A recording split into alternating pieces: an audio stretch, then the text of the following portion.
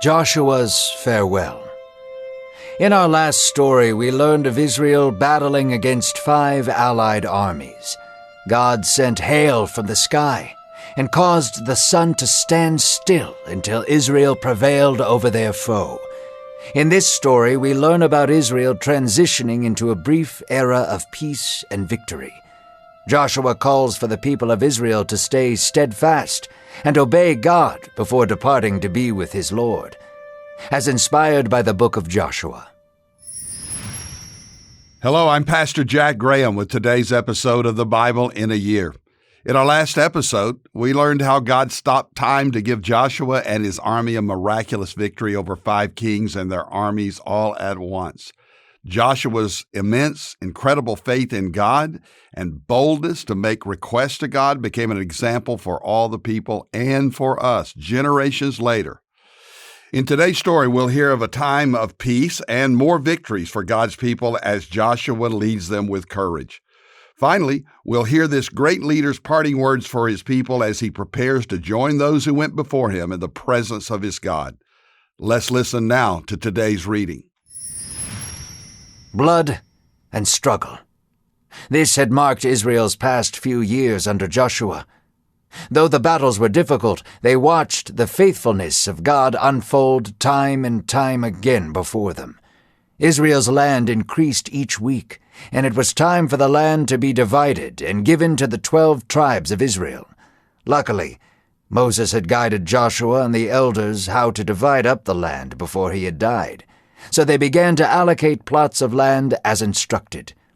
Caleb, a humble servant and soldier that was one of the 12 spies under Moses, came to Joshua with a request.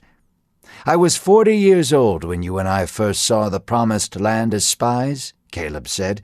"Like you, I did not waver or compromise. I knew from the very beginning that God would give us the land, and the Lord has blessed me enough to live another 45 years, so I may enter into it with my family. Moses once promised me that all the land I explored would be mine, and I have waited long to inherit it. If you would give me the land promised to me, I will fight to the very end to defend it." Caleb, though 85 years of age, stood tall and strong. Joshua looked at his dearest and closest friend and blessed him. The two of them had seen an entire generation pass away before getting to enter into the promised land. They had endured hunger, war, and struggle together. Giving Caleb the land brought joy to his soul. Caleb gathered a small army to go and conquer the land that was promised to him. His armor was old and stained with years of war, but the heart it protected was filled with new life and hope. Caleb offered his daughter's hand in marriage to whoever would help him conquer the nearby city. One man rose to the occasion, and he and his wife were given the nearby springs. Caleb's family was blessed for hundreds of generations afterwards. The armies of Israel swept through the land of Canaan and seized what had been promised to them. Every tribe went into their land and dwelled there with their family. God worked with and through his people, and their dreams for almost 100 years in the wilderness had been realized. Years had passed, and Israel's blades began to collect dust in their homes. Peace came upon Israel, like the slow and rising tide. Joshua was old, and years of battle had worn his body. His heart, mind, and soul were preparing to depart from the earth.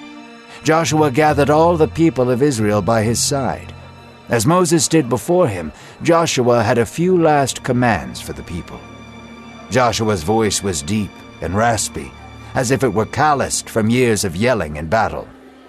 Moses spoke to the people like a shepherd did to his sheep, but Joshua spoke to them as a general did to his beloved soldiers. He raised his voice and said, "You have all seen what God has done for your sake. You have land for your children to live and thrive. It stretches from sea to sea. God will not forsake you, and he will continue to bring your enemies to their knees before you. Be strong, and do not waver from keeping God's commands close to your hearts." Joshua choked up as he spoke, remembering the tender love and care God had shown them. God was truly their conquering king, and it was an honor to serve him. Joshua continued speaking to the people, saying, "Cling to the Lord, for our victory, our land, and our lives are nothing without him. One man and God is enough to destroy an army of thousands. Remember this, and be careful not to stray." Joshua recounted the great and mighty things God had done for Israel, for his greatest fear was they would forget how faithful God was to them. Without Joshua to remind them, would they truly be steadfast? Would they remain a people that clung to their God as Jacob once did? Time would tell, and Joshua would not be there to find out. He looked at the sea of faces listening to him. The children of God, what a fickle, flawed, and faithless people they were. Yet God loved them. He fought for them and provided for them. Joshua smiled, feeling the same selfless love towards them. Joshua spoke loud and clear for all to hear. "There will be many other things that desire your worship. Evil will lurk at your doorstep, so choose. Choose this day whom you will serve. Serve the gods of the Amorites or the gods of Egypt. But as for me and my house, we shall serve the Lord." A roar of applause followed Joshua's words. The people answered Joshua, saying, "It is God who has delivered us time and time again. We will serve the Lord, for he is our God." Joshua shook his head, smiling. He knew they would not. He knew that even now some of them kept idols in their tents. Some of them lived in adultery, greed, and secrecy. "You are not able to," Joshua said, tears falling from his eyes. The people denied it, telling him that they would be faithful. So Joshua had them renew their covenant with the Lord, and they laid a stone in the sanctuary of God as a reminder. Joshua departed from the earth at 110 years old. Joshua's unwavering warrior spirit led Israel into many victories. Cities trembled at the name of Joshua, and entire kingdoms raised their hands in surrender when we came. Yet Joshua's greatest triumph was his devotion to God and his unrelenting desire to serve his people. The people of Israel would start well and remain faithful to God, but as Joshua's memory faded, so would their devotion. Yet Joshua was never the hero of their story, nor was Moses or Joseph. It was God that was their steadfast and loyal hero, and it would be God who would appoint deliverers to snatch Israel from the jaws of destruction, time and time again. As Joshua breathed his last breath, the era of the judges began. So we begin today's reading with more battles and more victories. And with every victory, God's glory increased among the people, and so did the territory that they possessed. They had now amassed so much land that they could begin to portion it out according to how Moses had instructed them before he died. It's yet another step towards the fulfillment of God's promise to his people. It all began with Abraham and Isaac and Jacob and extended hundreds of years into the future, into the life of Moses, and now through Joshua. If there's ever any doubt, if God makes good on his promises, you need only to look at the story of his people Israel and the faithfulness of God, what God showed them more and more over hundreds and hundreds of years. Today's reading brought us back to Caleb. Love the story of Caleb, the other spy who sided with Joshua so many years before. God had allowed him to live and enter the promised land as well, and now Caleb went to Joshua to ask for the land that Moses had promised him. So Joshua blessed Caleb's request, and now an old man, he went into battle one more time to conquer his territory. He said, "God, give me this mountain." And God gave him a victory, and he settled with his family, taking hold of the promise of God. What followed in the life of Israel was a time of relative peace. Each tribe began to settle in and to develop their own land and their own lifestyle.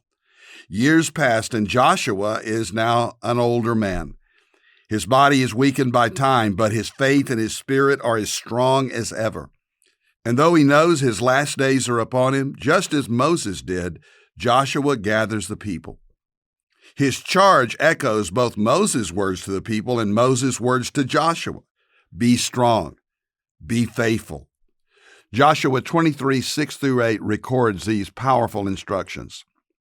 Therefore, be very strong to keep and to do all that is written in the book of the law of Moses, turning aside from it neither to the right hand nor to the left, that you may not mix with these nations remaining among you, or make mention of the names of their gods, or swear by them, or serve them, or bow down to them. But you shall cling to the Lord your God just as you have done to this day. Joshua had served God and the people with faith, courage, and strength. But he also knew in all humility that the victories were not his own, but they belonged to the Lord. Always the battle belongs to the Lord, and so does the praise. And if the people were to experience continued peace, they must stick to the laws of God, the 10 Commandments, and the promises, the covenant that God had made with them.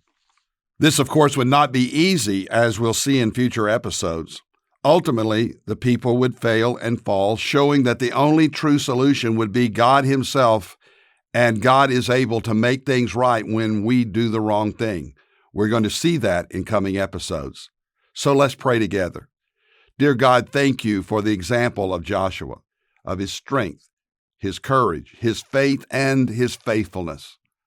Lord, may we also keep our eyes on you, not turning to the things of this world or the gods of this age, but live in the hope and the assurance and the promise that what you have given to us is ours to possess in Jesus Christ. May we always look to you in humility and believe the best is yet to come. Thank you for listening today to the Bible in a Year podcast. I'm Jack Graham from Dallas, Texas, pastor of Prestonwood Baptist Church. Download the pray.com app and make prayer a priority in your life. And if you enjoy this podcast, share it with others, people that you love and care about, people who want to know the Bible. Help them understand the Bible as well. This podcast can make a huge difference in someone's life. If you want more resources on how to tap into the power of Jesus Christ in your life, then be sure to visit jackgraham.org.